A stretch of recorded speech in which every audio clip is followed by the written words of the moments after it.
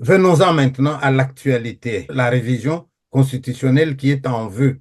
Oui, il y a, on va dire, il y a une espèce de flou qui est entretenu par le pouvoir à Kinshasa. Ouais. C'est qu'il faut regarder la chronologie. Dans un premier temps, on a commencé à voir que non, il va y avoir un changement de constitution. Et puis, nous avons eu une décision du parti présidentiel, donc, qui fait une circulaire, qui demande que non, on lance une campagne de sensibilisation pour la révision constitutionnelle. Alors, on peut dire, oui, c'est tout à fait classique qu'un parti politique puisse arriver à essayer d'avoir un point de vue.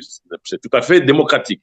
Et ensuite, nous avons eu quand même le discours du chef de l'État, Kisangani, qui parle et qui dit, oui, il faut changer, non, réviser la Constitution, mais lorsqu'il donne les arguments pour réviser la Constitution, on se rend bien compte que ces arguments ne sont pas pour réviser la Constitution, mais c'est pour changer la Constitution, avoir une autre Constitution. C'est exactement ça le débat. Et lorsqu'on a une autre constitution, est-ce que ça entraîne forcément un glissement? Maintenant, voilà la question. Quand on parle de changement de Constitution, ça veut dire que le Congo aujourd'hui existe par cette constitution, d'accord? Oui. Cette constitution permet au Congo d'exister.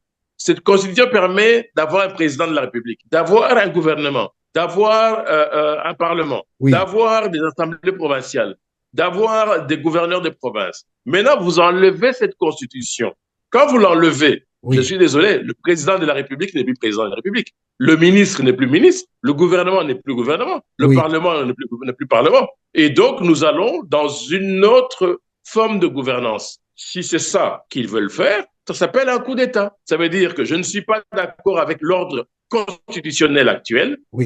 Je vais mettre un nouvel ordre constitutionnel. Mais pour le faire, les Congolais qui ont voté cette constitution à 80%, est-ce qu'ils sont d'accord de la changer, de mettre une nouvelle constitution? C'est ça le débat que les forces politiques maintenant disent non, vous avez été élu par cette constitution. Vous êtes président de la République par cette constitution. Et vous voulez la changer? Pourquoi? Pour rester au pouvoir ou pas? Et donc, dans ce cas-là, oui, on a des manifestations, des gens qui ne sont pas d'accord avec cette vision, des gens qui disent non, nous ne sommes pas d'accord, nous voulons rester dans l'ordre constitutionnel tel que nous l'avons adopté. Et quand on dit nous ne sommes pas d'accord, quand j'ai regardé quand même, j'ai lu la plupart des communiqués, on a le communiqué des églises catholiques qui sont très clairs, l'église protestante qui est claire, et puis je vois la plupart des partis politiques se prononcent contre, la société civile se prononce contre, et jusqu'à preuve du contraire, on a l'UDPS et ses alliés qui se prononcent pour.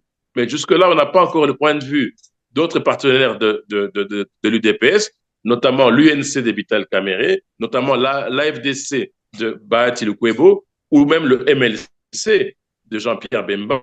Est-ce qu'ils sont d'accord avec l'UDPS qui veut un changement de constitution ou pas? Voilà un peu dans le contexte dans lequel on se trouve. Et ce qui crée cette confusion, et cette confusion crée un malaise, et ce malaise est en train de s'exprimer en n'oubliant pas aussi, cher Pi, la RDC est en guerre. Hein. Il y a l'AFC de Nanga et le M23 qui occupent quand même, c'est déjà un pays plus grand que le Libéria, c'est déjà plus grand que les Lesotho, c'est déjà plus grand que le Rwanda. Maintenant, ce sera plus grand que le Burundi. Dans un tel contexte, c'est là où, des fois, on se pose des questions en disant, est-ce qu'on comprend et on sait ce qu'on est en train de faire? Au moment où on est en guerre, nous sommes en état de siège et on veut changer le texte qui met l'état de siège. En tant qu'expert, vous êtes pour ou contre qu'on touche à la Constitution en ce moment? Je suis contre le changement. Je suis contre la révision. Il y a d'autres priorités. Le Congo est en guerre. Il y a des villes qui tombent. Il y a des villages qui tombent. Il y a des réfugiés. On va mettre de l'énergie par rapport à la Constitution au lieu de venir en aide à nos frères qui sont à l'Est. Qu'est-ce que nous pouvons attendre de l'élection de M.